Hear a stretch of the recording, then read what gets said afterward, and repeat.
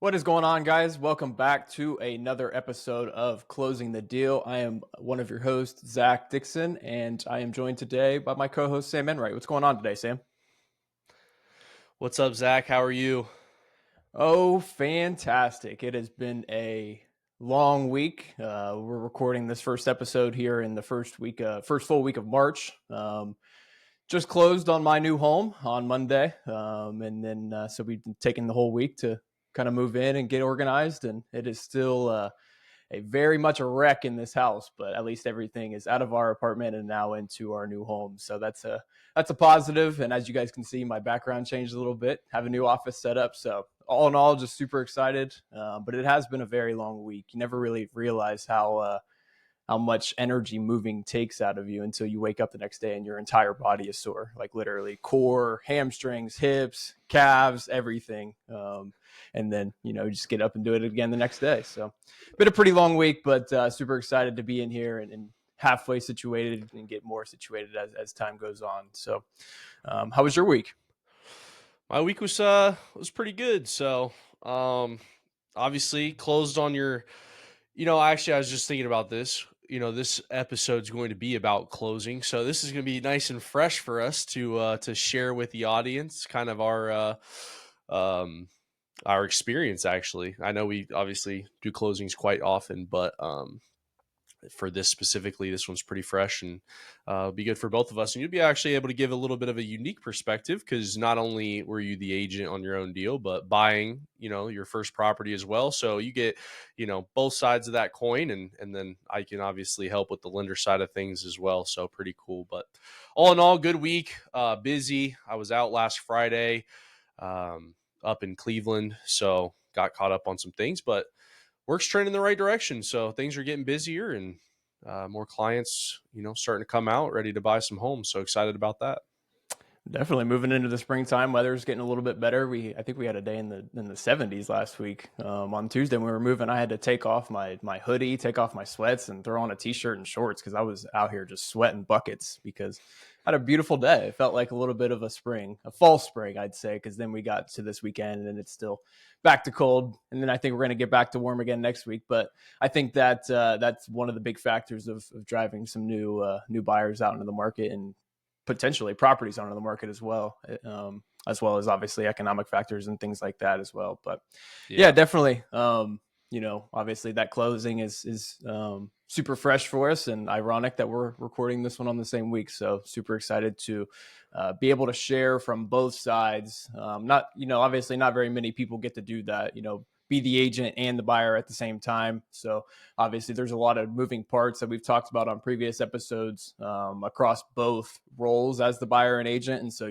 handling those and putting on different caps on different phone calls and different emails, becoming the buyer versus becoming the agent. It was definitely a interesting process, but I enjoyed it for sure. Excited to do the next one already. So already looking out for that next property. Love it.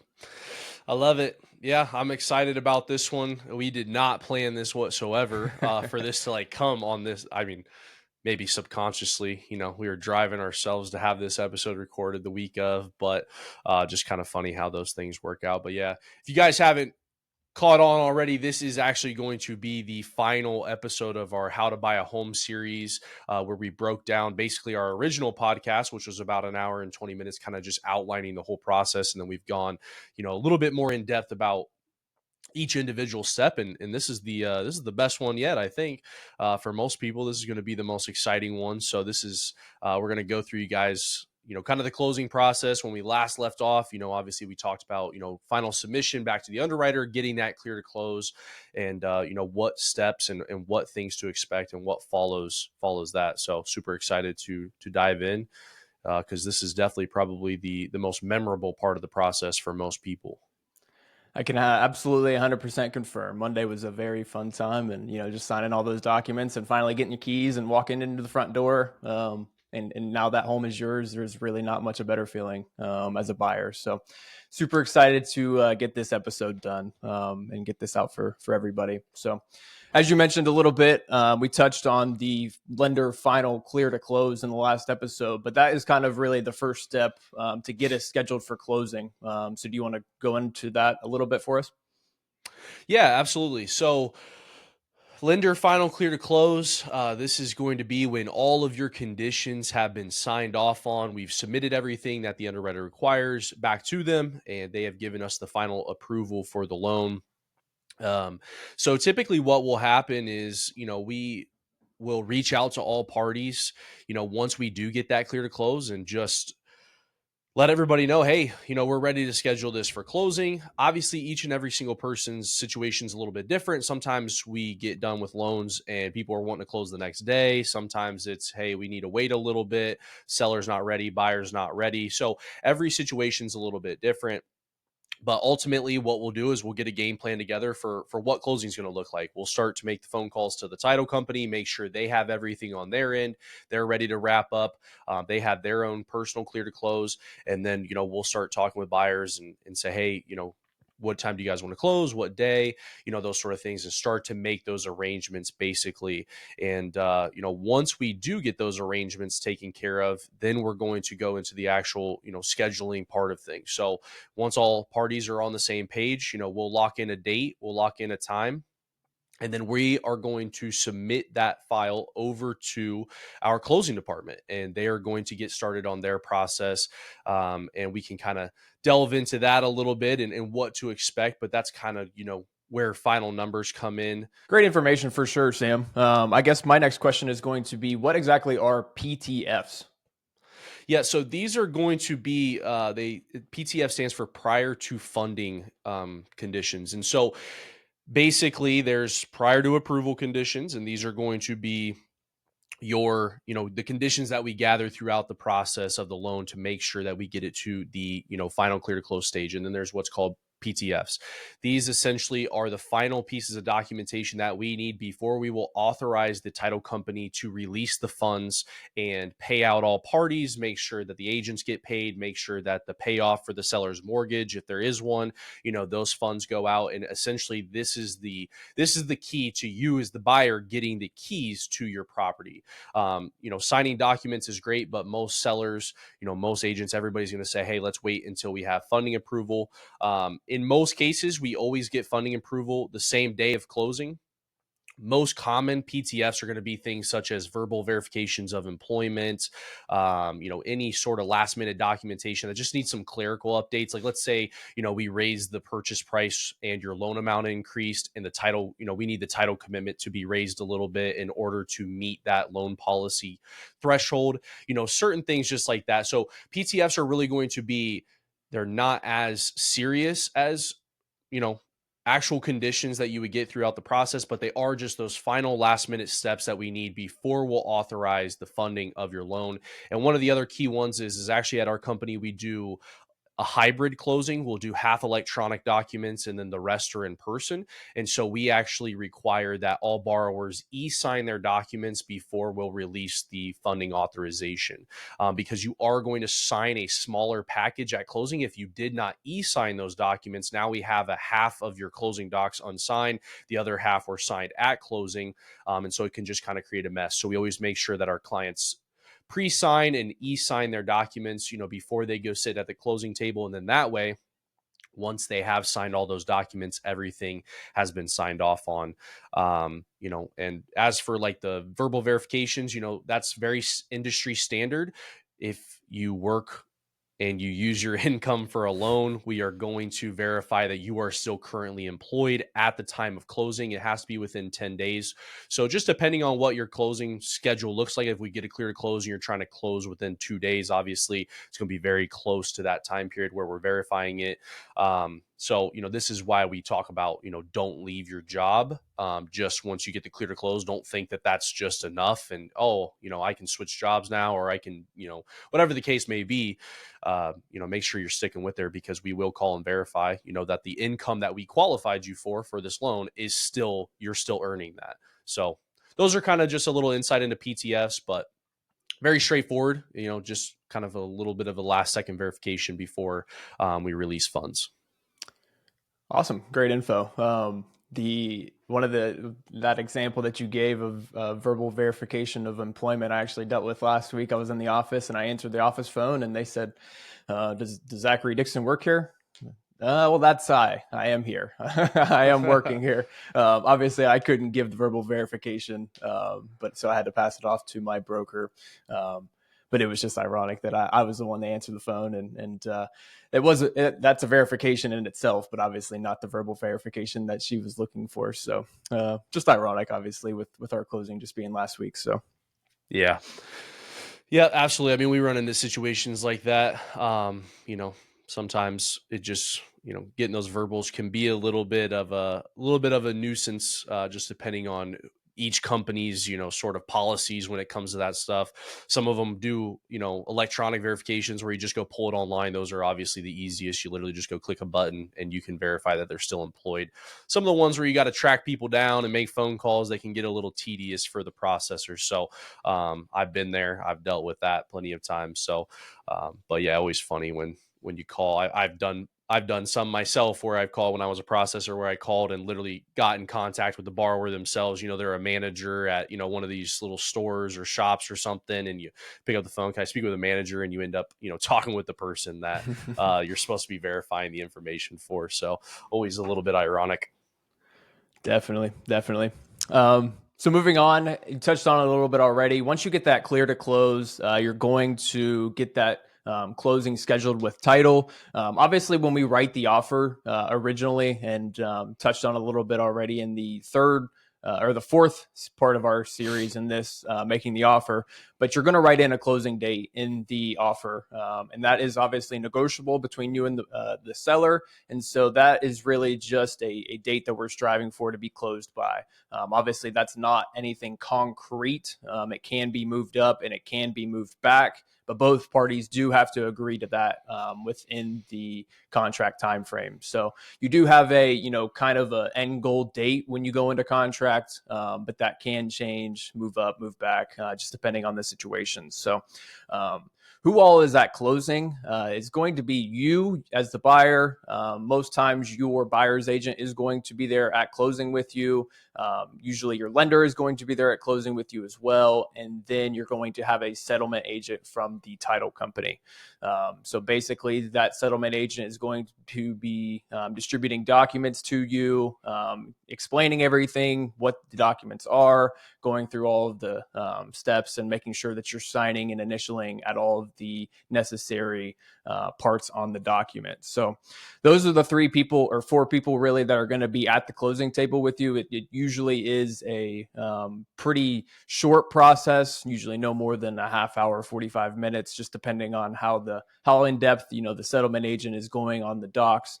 And usually sellers are going to sign prior to or after, not with you at closing. So your closing is going to be usually separate from the seller's closing. Usually not going to have any contact with the seller even at closing. Usually they'll leave those keys for you either in the home, in the lockbox, or bring them to closing with you. So you're able to get into the home right after you get closed and funded. So all in all, it is a pretty short process, making sure that you're getting through all those docs and signing everything that you need to, and understanding everything that you're going into on this house. Obviously, you get a deed, you get your settlement statement, all of the documents you're going to leave in a big old folder with, and obviously can review those as you become more familiar with the property, and as you're obviously moving in. So is there anything else that you would add with the closing itself? Any other roles that anybody has there? No, I think you pretty much covered it.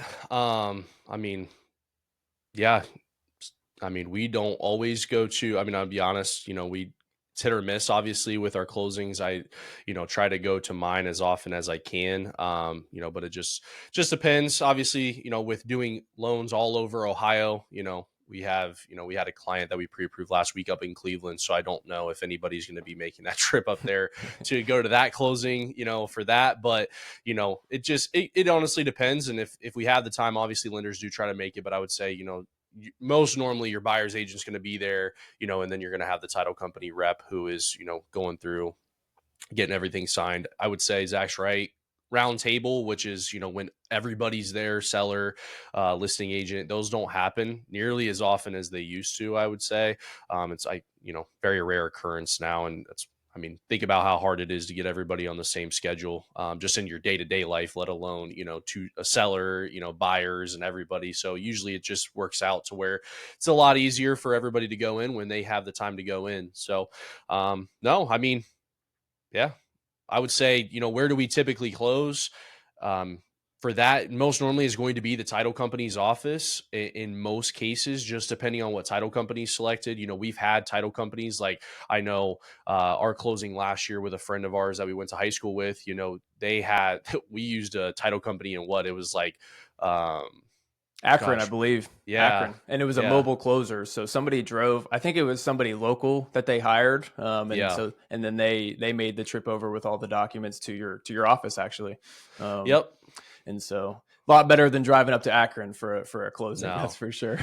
And I guess that brings me to the point. So with most title companies, you, the buyer, you are, kind of, I don't, what's the word I'm looking for? You're like kind of the A-lister. Like what you want is essentially kind of what you get in most cases. So like if it's not convenient for you to drive up to Akron, Ohio to go to the title company, they will send a closer to you to make sure, this is not one of those things where it's like, the title company is going to make you bend to their will. It's, hey, what works best for you? We'll put you in that position to where we can get somebody out there, so that it's convenient for you. So if that's the title company office that you're closest to, if that's, your lender's office that you're closest to, if that's your buyer's agent's office that you're closest to, whatever office is most convenient for you is typically where the title company is going to go to make sure that you can sign those docs in most cases. Now, obviously, most of the time, title companies are chosen within a certain radius to where it makes it pretty easy to get over to their office. So that's why usually it's the title company.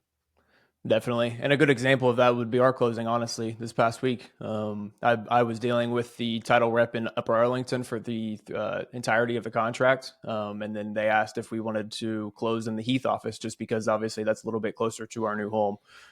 So obviously, like you said, you're the A-lister. You kind of dictate. Once the title company is chosen, usually by the seller, you kind of dictate where you want to close and what's easiest for you to get to on that specific day. So, Yeah. A lot of these title companies, they have all kinds of different satellite offices and stuff. So, it's no problem for them to just, send somebody over to their sister office and close you up there. So that's what makes it nice as well. We work with a title company that we predominantly use in Lancaster, but they have Grove City, they have Pickerington, so they have other areas that we can close in. So it's always nice. definitely makes it easy for sure. Um, So Zach, kind of talk. This is not something obviously I'm familiar with, but this is something that I know, most buyers, or in I guess every case you're probably going to do. Maybe you can shine some light on that for me. But final walkthrough prior to closing, with your buyer's agent, what does that look like, and what is kind of the goal behind that, for that process for you as the buyer. Yeah, definitely. Going to be another item that is written into the contract. I believe it's either the second or third to last paragraph in the entire contract in itself. Basically, just states that you, as a buyer, have a right to do a final walkthrough prior to closing and make a final decision on the property from there.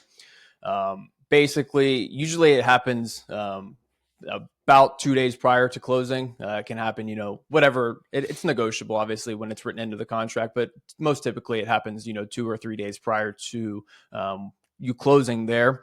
And basically, what we're looking for is just to make sure that the property is still in the shape that it was in at walkthrough, the shape that it was in at inspections, the shape that it was in appraisal. Make sure that nothing happened to this property in the interim. Usually, this is something that I would most recommend in the wintertime here in Ohio, just because obviously there is a lot of things that can go wrong in a property in the wintertime when nobody's living there. Or if somebody is living there and obviously things can go wrong at that point as well. But when a property is vacant and in the wintertime, that's going to be the number one time that I'm absolutely going to recommend that you do that walkthrough, just because a chance of a burst pipe can ruin a deal. Absolutely. If you walk in and there's water all over the floor, there's a legitimate lake in your living room, That can obviously deter you from wanting to purchase that property in 2 days, even if you are clear to close. Or, and obviously it can become a negotiation at that point as well. How are we going to get this fixed? Do we need to extend closing out? Whatever it may be. So the number one thing that we're looking for when we do that final walkthrough is to just make sure that the property is still in tip-top shape, still how we wrote an offer on it. Nothing has changed. Nothing has been removed that we were supposed to have given to us at closing. All of those things. Those are the things we're looking for, just making sure that the property is still in the shape that you want it to be when you close on the home. So it's important. I would say a little bit less important in the summertime, but still definitely want to do it just to cover your own bases, do your due diligence, make sure that, again, the property is in good shape. We did do ours 3 days prior to our walkthrough, or prior to our closing, and everything was in tip-top shape. Really just used it as a time for planning, honestly, for moving and things like that, just to make sure that we knew where we were going to be putting some of our large items, just obviously getting ready for the move in a few days. So I would say most typically that is a large reason why you would want to do a final walkthrough as well, just kind of get you prepared for what is to come, probably over the next week or so. But most importantly, want to make sure that the property is still in really, really good shape. So all in all, definitely recommend, but mostly definitely recommend it in the wintertime for sure. Yeah. Yeah, that's pretty cool. I mean, obviously not something that we normally deal with. We did have a lady, this is probably the only time in my career that I've ever seen this, but we did have a lady who did a final walkthrough last year. We were clear to close, whole kit kabang, getting ready to wrap everything up. And the seller and her had agreed that they would make some repairs. And she did a final walkthrough, and those repairs were not complete. And yeah, she walked away from that deal. Obviously, you're not going to be a very happy buyer when you're told that something's going to be done and it's not done. I'm sure you're going to feel a little disrespect, a little slighted, and probably feel like the audacity, like that you think that I'll still go through with this after you told me you'd do something and you didn't.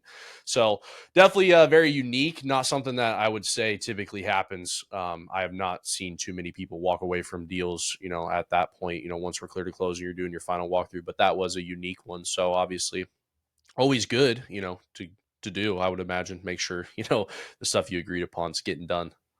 Absolutely. And obviously you have the title company to kind of on the financial side to make sure that, everything is in accordance with the contract. But if there are repairs that were done on the request to remedy that were agreed upon, you definitely want to make sure those are done as well. And I would say most typically, like you said, walking away from the deal entirely 2 days before your closing is probably not the most likely scenario, just depending on what wasn't done or what happened. You know what I mean? The more likely scenario, if anything's going to happen after that final walkthrough, is going to be a renegotiation, extension of closing, figure out how we can rectify this problem, within the next week, 2 weeks, whatever it may be. So everything is negotiable. We can always find a fix if you want it. So if a buyer does not want to find a fix, then that is absolutely their choice and can do that. But I would say that is a least likely scenario, all in all, like you mentioned.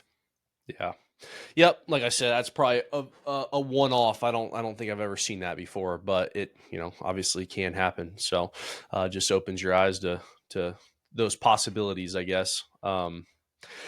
All right, y'all. Well, we're going to talk about, final CD, final numbers. This is something that we get a lot because obviously throughout the process, even when we first disclose you, one of the very first questions we get is how much am I gonna have to bring to closing? How much are my closing costs going to be? How much is that?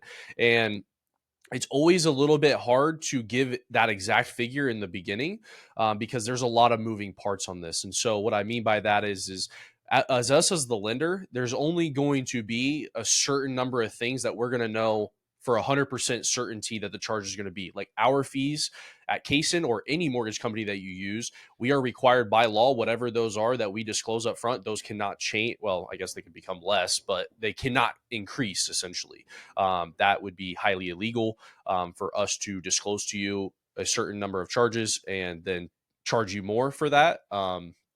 That's something that came about, back in 2008, 2009, after the mortgage crash or the market crash. So, Yeah. So those things we're going to know, things such as like appraisals, credit report fees, like those things, obviously we can tell you, hey, these are going to happen, but we don't know exactly how much the appraiser is going to charge. Every appraiser is different. Some might charge 400, some might charge 500. So those fees, when you get a disclosure from us, it's always going to be just a set number that we disclose every time. So for us, appraisal fees, 550 every time, even if when it ends up at the end, it is less. We change that at the end, but it's not something that we change in the beginning. So those are the fees that we're going to know. Hey, here's a pretty rough estimate. We're pretty confident in these. Now, we're always going to disclose title company fees to you guys as well. So, on our disclosure, we always disclose 1,800. Now, title company fees, depending on what the seller agrees to cover, depending on, those sort of things. Like we have a client right now who or the seller agreed to cover like most of the title company fees. They're paying $600 in title company fees, where most normally it's like 1,800 to 2,000. And then you have some that the seller's like, I'm not covering hardly any of the title company fees, and then the title company fees are 2,200 or 2,400 for them. So it varies on a case by case basis, and so that's why it's really hard when we first disclose you to say, okay, here's what you're going to have to bring to closing, this is the exact number, because there's moving parts that we don't have control over. We don't have control on what the title company charges for their title work. And then things such as like prepaid interest, homeowners insurance, first year premium. Homeowners insurance is something that you get to shop for yourself. So that could vary as well. We could have disclosed a lower number and you can't find homeowners insurance for very cheap, or you find it for a lot cheaper than what we originally disclosed. And then tax proration credits and those sort of things, we don't really know until the title company gives us their final numbers. So essentially, I say all that to say, the final CD, this is where the numbers start to come together. This is where we can give you the concrete, kind of the concrete numbers of, hey, this is what you're going to have to bring. So we always tell most of our clients 9 times out of 10, what we disclose is always going to be higher than what the fees are going to end up being at the end. I know this was the case, especially for you, Zach. I mean, we had a conversation about a week and a half beforehand, like, oh yeah, we think there's going to be like this much overage. And then there was double that. So it's just, you never really know, because there's things, again, that the seller is has agreed in the contract that the title company goes through and nitpicks and says, okay, well, they agreed to do this and they agree to do that. And so us as the lender, we're kind of operating a little bit in the blind when it comes to all those different credits, all the different title company charges and those sort of things. So we do the best that we can, but honestly, this works out better for us in most cases, because like I said, 9 times out of 10, you're going to pay less than what we tell you up front, which is always going to make you happier as the buyer when you get to the end and you're like, oh my gosh, you told me it was going to be, 1,000, 1,500 extra than what it is. I'm like, yep, it's perfect. You bring less. So, you know, but what happens with those final numbers is, like I talked to you guys about in the beginning, we're going to schedule that closing with our closing department and with the title company. And what's going to happen is they're going to go back and forth and do what's called balancing the CD. And so basically, our closer, we provide her with all of the invoices from the file. So the appraisal invoice, credit report invoice, all the title company docs that we got, any other things such as like a survey invoice that was done, or any employment verification invoices, just kind of everything that went into this file, we give it to her. She goes through and now she starts adjusting those numbers. What were the actual charges versus what we disclosed? So if we disclose 550 for an appraisal and the appraisal was $400, we're going to adjust that on the final closing disclosure to reflect the actual number, so on and so forth down the line. Title company is going to send back all of their numbers. And so essentially they're just going to communicate back and forth until they land on the final number, where the title company's verified all the charges on their end. We verified all the charges on our end. Here's the final closing numbers. And then once we get that, our closer will send over the document to us and say, hey, will you take a review of this, make sure everything looks good? If there's anything that is jumping out to me, like any questions we may have, or like, hey, we thought this wasn't supposed to be on here, we'll obviously communicate that with them. And then at that point, we're going to send it to you, the buyer, to review to make sure everything looks good on your end as well. If there's ever any questions, we can go through it line by line, kind of explaining, hey, this is what you're looking at. And so that's kind of the process. And once you've reviewed it and said, hey, everything looks great, the numbers look great, then we'll go ahead and approve the CD on our end, and that'll kind of wrap up the final number side of things. Awesome. Great info. Just going backwards a little bit, in addition to maybe not knowing specific numbers early on in the process, I think one of the things that you mentioned was prorations. Those things are based on obviously the day that you close. And so kind of how we mentioned that there is a closing date put into the contract, but you can't figure out those proration numbers until you have a concrete specific date that you are closing, because obviously those tax prorations are based on the last day that the seller has possession and the first day that you have possession. And so some of those prorations that occur, to be able to determine that exact number, you have to know the exact closing date as well. And sometimes that isn't determined, obviously until you're a little bit further along in the process. Obviously you have a goal, like I mentioned, with the what's written into the contract, but sometimes that does change. And so obviously those prorations would change based on that changed closing date as well. So usually those title companies aren't going to start do those things until they have a concrete closing date, so they're not doing it twice, and everything's changing and whatnot. So yeah. And that's the same thing with prepaid interest on our end as well. So, prepaid interest changes based on the day that you close in the month. So it's another thing, just like tax proration. If you guys don't know, we said tax proration probably like 5 times now. So if you don't know what tax prorations are, essentially in Ohio, taxes are paid in arrears. So you pay 2024 taxes in 2025, so on and so forth. And so when your bill becomes due for 2024 and you're buying a property in 2025, so Zach, for example, that tax bill is going to be due for 2024, but he didn't own the property in 2024. He hasn't lived there in, let's say the tax, well, they're always charged in February and July. So, he hasn't lived in the house from July of 2024 until, March of 2025. And so why would it be his responsibility to pay for taxes for a house he didn't own? And so that's what a tax proration credit is. Essentially, the seller is giving the buyer a credit towards those taxes for the time that they actually own the property.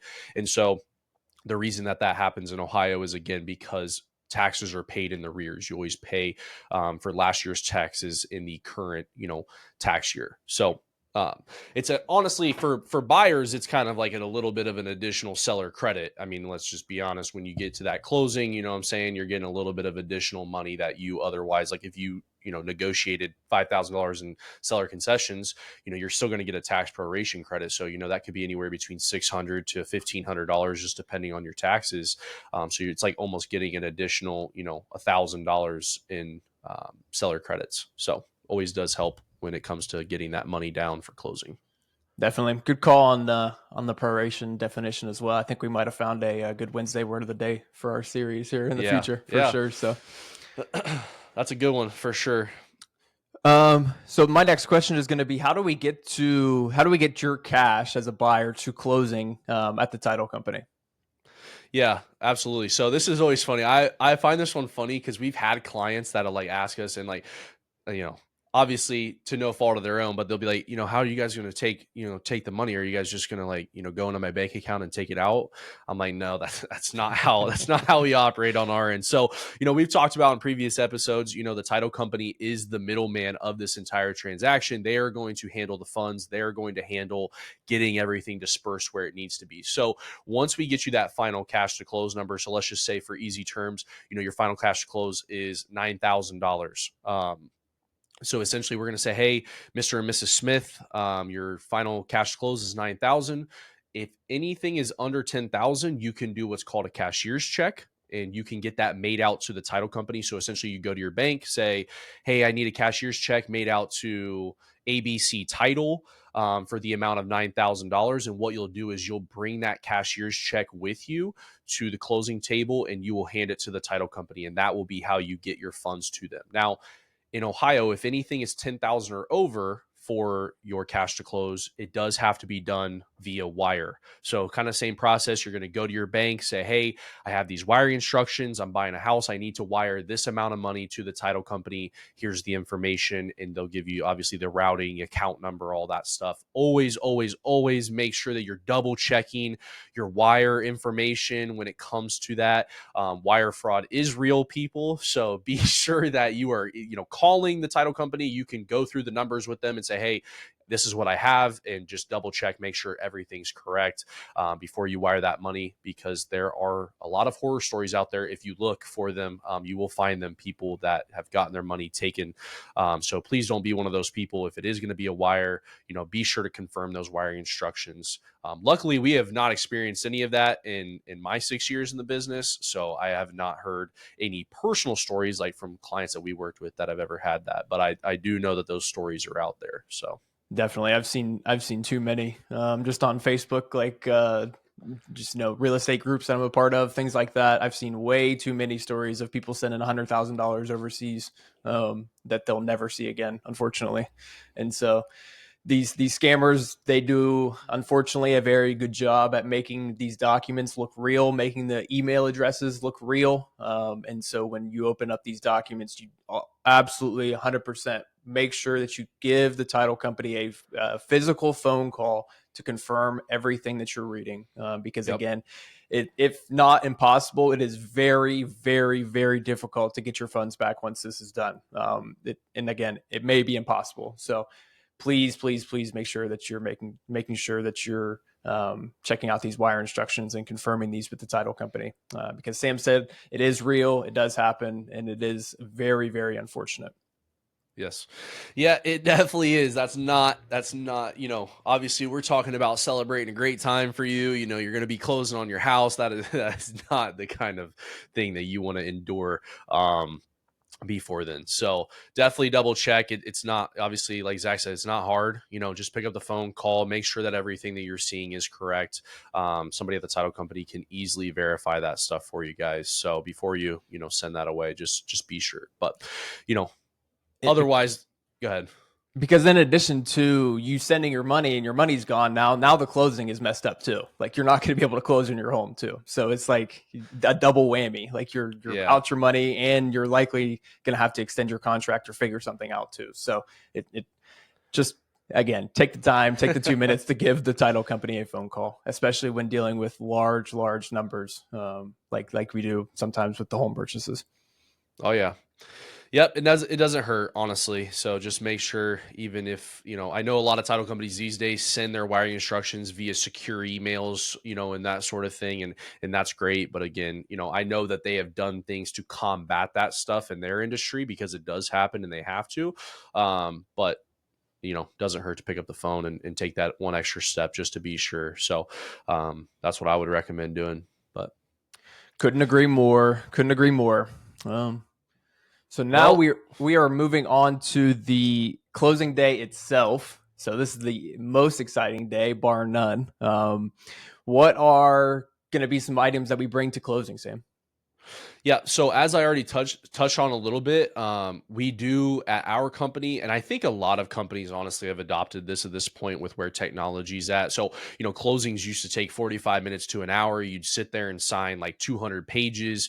Your hand would hurt after you left, that sort of thing. And so so the business and industry has started to adapt a little bit more to technology. And so we actually do a hybrid closing. So we do half of the documents, well, maybe more than half, but we do a large portion of the documents online, and we do the other half in person. Things like or your mortgage, your note, like things that actually need signatures, in person with wet signatures, notarize, that sort of thing. Those things are going to be signed in person, but anything that can be signed electronically, we put into that package. So that's going to be key. Number one, when you wake up the day of your closing, is to make sure that you go through, sign all of those. Those documents are available to review like the night before or 2 days before, just depending on what's going on with your closing. So you can go through, scroll through, make sure that you know what you're signing. But that morning, you should be able to go through, sign it all relatively quickly. And then when it comes to closing itself, the only items you're going to need are going to be your driver's license as the closer is going to make sure that you are who you say you are, take, copies of your driver's license. And then also, if you are bringing cash to close, it's going to be that cashier's check, or if you've already wired the funds, then you don't have to worry about it. They should already be at the title company. But those are really the two items that you need, is just your driver's license and any money that you need for the day of closing. Those are the items on our end that you need in order to be ready for closing, at least. In addition to that, on my side of things, if you did put an earnest money deposit down within your contract, that is going to be something that your buyer's agent is going to likely bring to closing. You Most typically, your earnest money deposit is deposited with your buyer broker. So the broker is going to hold that money from the day that you deposit it to closing day. Sometimes it is held by the title company. So in that case, you wouldn't need to do anything as the buyer, or the buyer's agent wouldn't need to do anything either. But if it is being held by a broker, either the buyer broker or seller's broker, that check does need to be brought to the title company. So you can sign that over to the title company and have it applied to the deal as is. So that's just the one other additional thing that you don't really, as a buyer, need to worry about that, but the buyer's agent is going to be focused on that more so. So Yeah. Yep. Well, what about this is always one, we get this question a lot too. So, for all you, if you, any of you are agents out there, maybe take the time a little bit to explain to your clients, because we do, as the lender, get this question a lot. But when can you expect the keys, for the property? We get that, people are like, oh, am I going to, be able to move in the day of? I'm like, I don't know. You'll have to check your contract. I don't know. I can look at it for you, but I said that's not determined, obviously, by us, the lender. That's, negotiated in your contract. So, you want to dive into that for a sec for them? definitely, this is again something that is very specific at the very end of the contract. It is a paragraph that deals specifically with possession, and so that you'll write a specific date and time into the contract that you are entitled to taking possession of the property. Most typically for me as a buyer's agent, I'm going to be writing in closing, at closing. So you take possession after you close and after the deal is funded by the title company and your lender. So really just depends on your schedule as a buyer, to be honest with you. If you have a reason why you want to do 2 weeks after closing, or the seller does, that would be an example of why you wouldn't be taking possession at closing. It's really just dependent on your schedule and the seller's schedule. If they're moving out of the country and they need a little bit of time to get some things out of their house, then you can obviously, as a buyer, give them a little bit of time, a couple weeks, a month or so, to get everything out of their home to have you ready to move in. So it's all really just dependent on what you write into your contract, and then how quickly funding can happen at the title company at your closing. So do you want to dive into a little bit of that, how the funding side of things happens for you guys? Yeah, so I mean, we obviously we're gonna order a wire. So in most cases, even though we do have funding conditions, the title company is actually going to most often have the funds. We just require, hey, just hold off until we get these things before you release the funds to everybody. And again, in most cases, I would say at least 8 out of 10. There are, if you're a down payment assistance type of person and we use OFA, there are some documents that have to be signed at closing, like in this specific instance for those, and we require to review those documents before we'll fund the loan. So like that's one of those things where, we actually have to see the signed documents before we'll release funding authorization. But most often, we're already going to have funding authorization before you guys even set foot at the closing table. We're already going to have the electronic documents. We're already going to have the VOEs taken care of. Like everything that we need is going to be signed off on. And so most typically what will happen is when you actually sign your documents the morning of closing, our closer is going to email the title company and say, you now have authorization to fund. And so once you sign everything at your actual closing table, so let's say, your closing's at 1 o'clock, they should release funds right then and there. Agents should be able to take their checks, so on and so forth. But but yeah, that's kind of how it works. Now, if it is one of those things where, we are coming down the wire and something's going on and we're not funding, we do try to get funding authorization as quickly as we can. I'm not saying there aren't situations like that, but again, 8 out of 10, I would say. So, those down payment assistance deals that have some documents that need signed, we will review those. But what we'll typically do in those cases is make sure the closing happens before like 4 o'clock. That way we have enough time for you to sign everything, get it sent over, and then we can fund before the end of the day. But, the title company should have those funds by closing day. And then we just ask for, them to wait to release them until we give authorization. So. Awesome. Great info for sure. And then I think lastly, the other big question that we hear often from buyers is going to be, when is my payment, or when is my first payment due? When is my first mortgage payment due? So what's a little bit of an answer on that one? Yeah. So, again, situation by situation, but in most cases, you're always going to receive 30 days off of your payment. So let's say you close February 28th, the last day of February, you're going to get the entire month of March off of your payment. Your first payment would be due April 1st.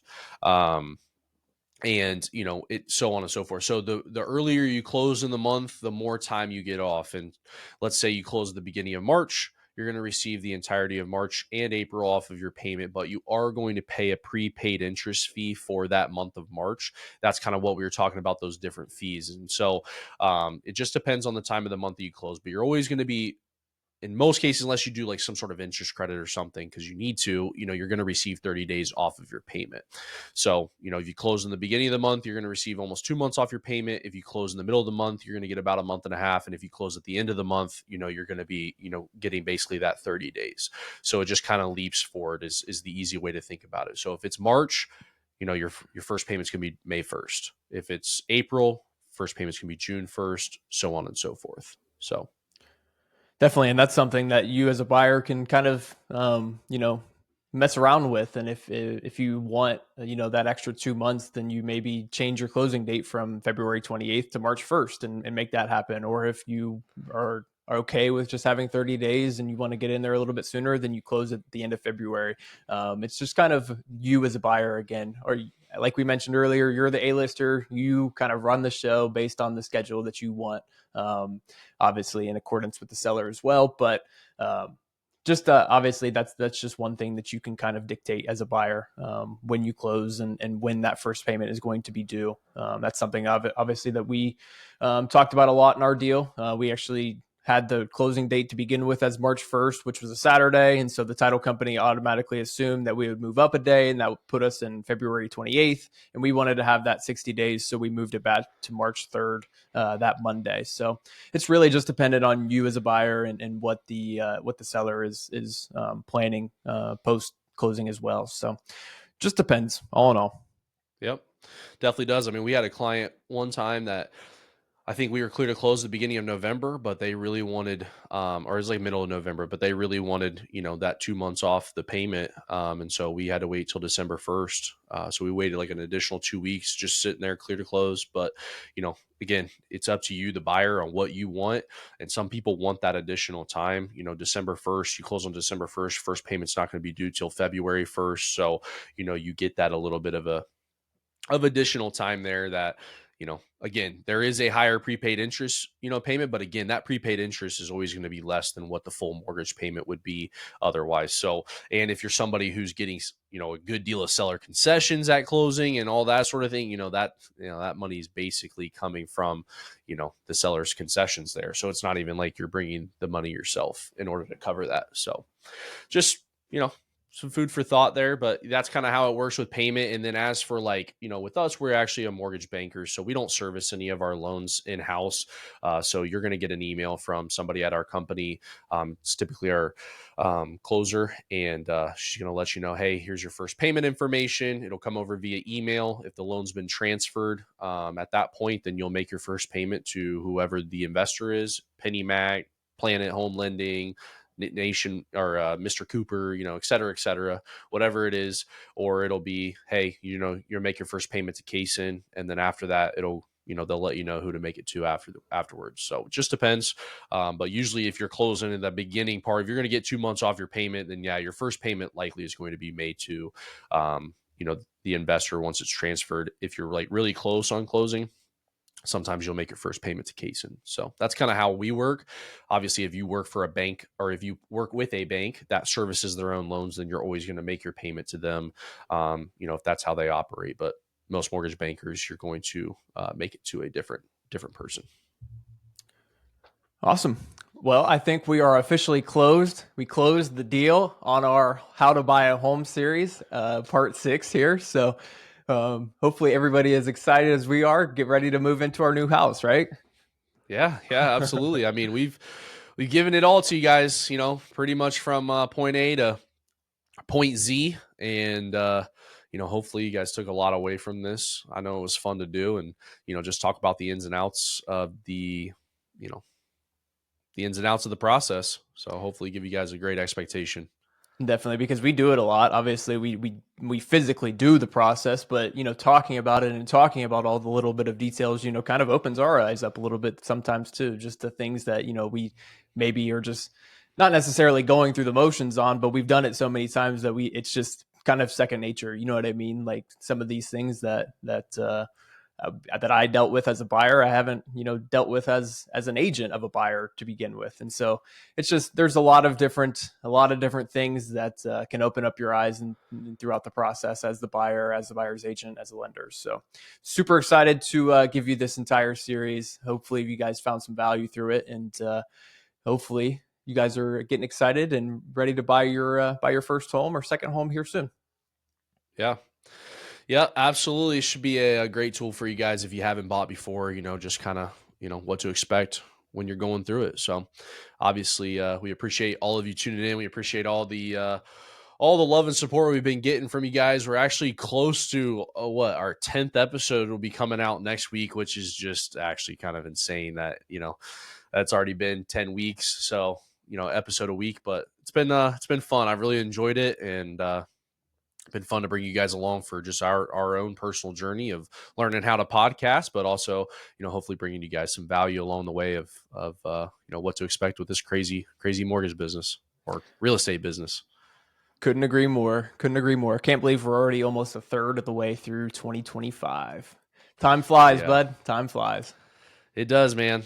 Already in March, looking at pure 60s next week. I mean, I was like, oh gosh, daylight savings has to be coming up soon. I'm like, oh, Today. that's tonight. Yeah. So, I always enjoy the leap forward part of things. You get those later days, but when it comes to sleeping the night of and you get one less hour, it's not ideal in the moment, but we always love what comes along with that. Absolutely. It takes a little bit of a toll on you. It takes a couple of days to get used to, but definitely love the later nights. Get to play some evening 9-hole rounds here in the next couple of weeks or so. Yep. Yeah, just all around better. It just means summer's coming and warmer weather's inbound, and that just who does that not excite? You know what I mean? It excites me. I'll tell you that. 100%. Well, y'all, appreciate again you guys tuning in, and yeah, think we're gonna cut it here. Absolutely, guys. Appreciate you guys tuning in, and we will see you guys on the next one.